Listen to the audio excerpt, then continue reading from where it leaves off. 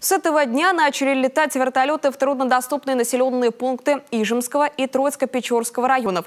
Новые маршруты организованы правительством республики и Коми авиатрансом на период распутицы. Расписание сформировано до конца декабря.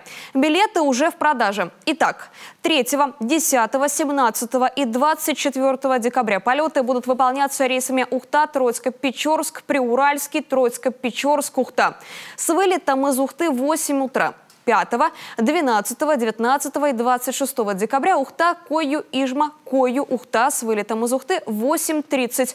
Дальнейшее расписание будет сформировано, учитывая пассажиропоток и мнение жителей. Тарифы на билеты утверждены приказом комитета по тарифам.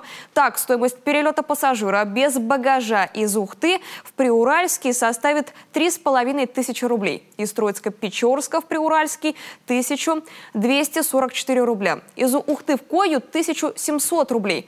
А из Ижмы в Койю – 1300 рублей. О необходимости обеспечения круглогодичного транспортного сообщения по маршрутам не раз заявляли жители населенных пунктов главе Коми Владимиру Уйба.